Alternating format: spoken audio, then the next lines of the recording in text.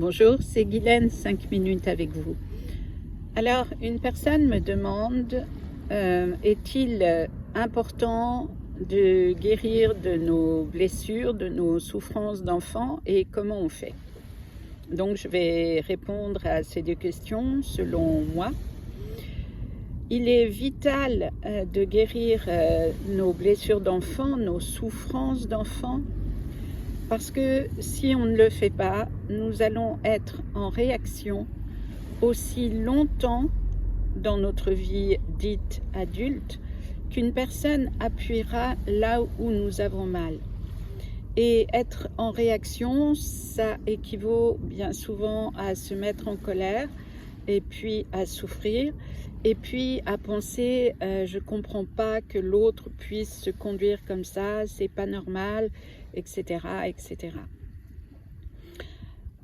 Si nous n'avions pas souffert enfant, il est évident que nous serions capables de rester toujours maîtres de nous-mêmes en toute situation, c'est-à-dire de ne pas souffrir, de ne pas avoir de réaction excessive et non pas de maîtriser nos émotions, mais d'être dans la neutralité.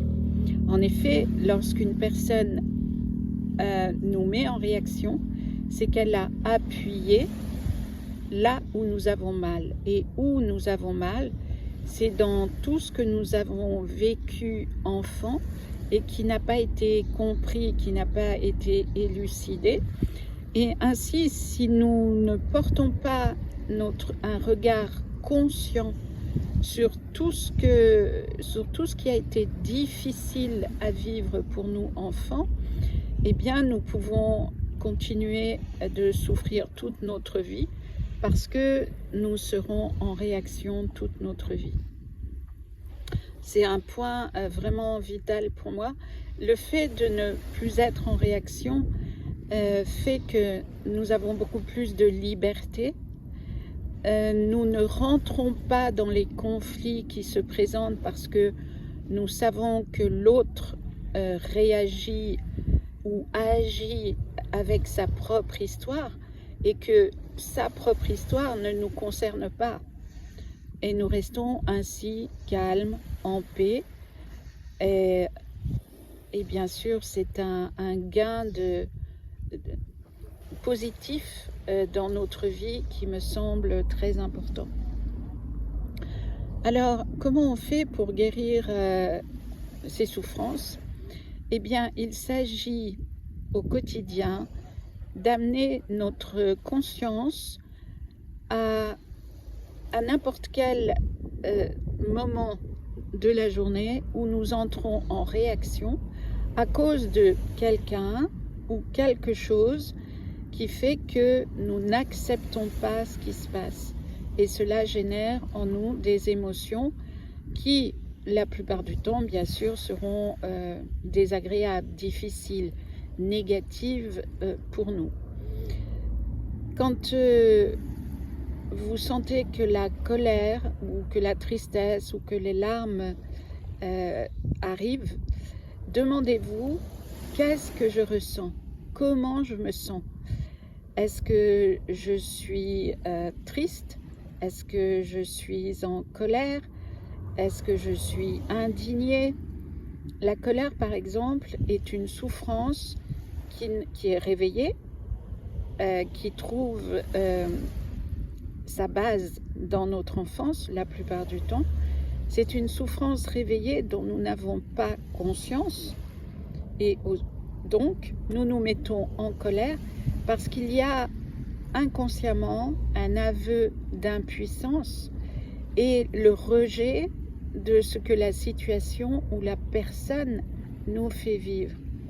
Sauf que la personne en face, elle est dans sa propre histoire et probablement dans le même degré de non-conscience de ce qui l'agit dans les situations de sa vie.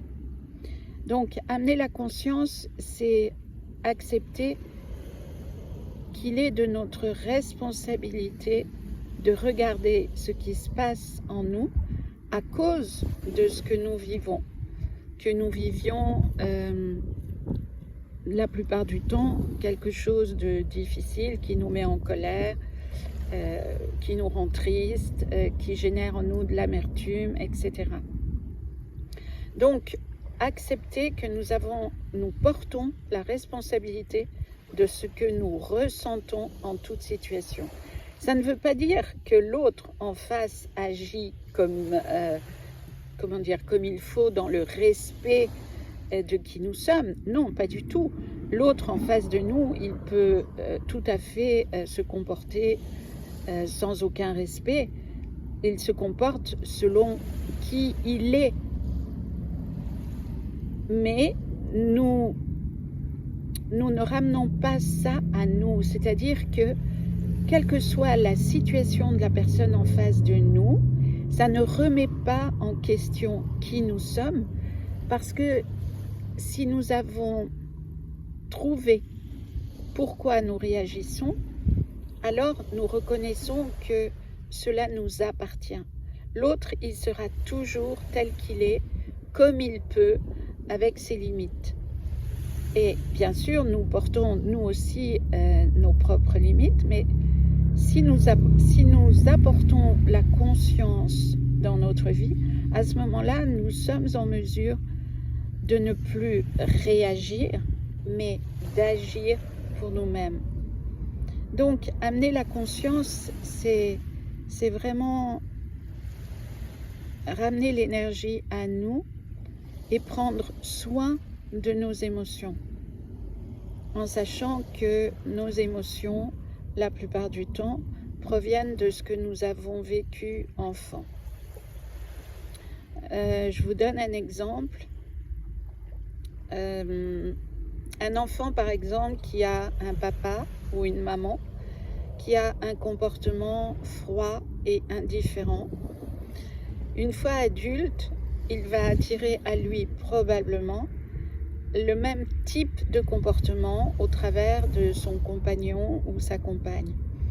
Et bien sûr qu'une nouvelle fois, il va être en mesure de souffrir, de ressentir de l'incompréhension, un sentiment d'impuissance. Et il y a deux solutions à ce moment-là. Il peut se dire que l'autre est responsable, l'autre se conduit mal, et il est légitime d'être en attente du respect, d'une certaine attention quand on vit avec quelqu'un. Pour autant, la souffrance que cela génère en nous provient de nos frustrations d'enfants que notre cœur, une fois que l'on a grandi, cherche toujours à réparer. Et là est la difficulté, parce que réparer notre cœur ne peut être fait que par nous et jamais par l'autre personne.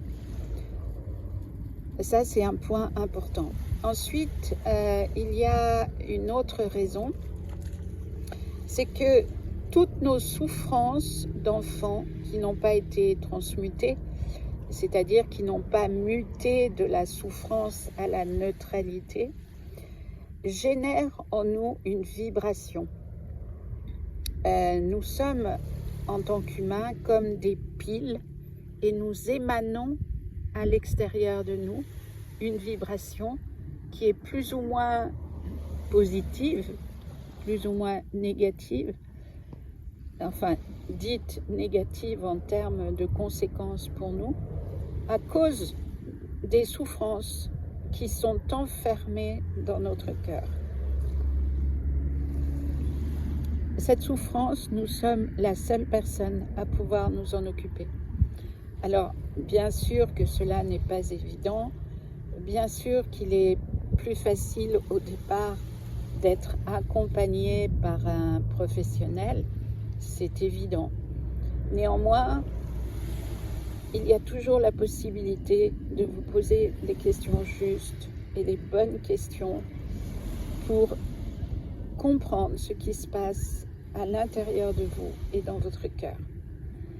Voilà, merci de votre écoute et j'attends vos prochaines questions pour y répondre. À bientôt.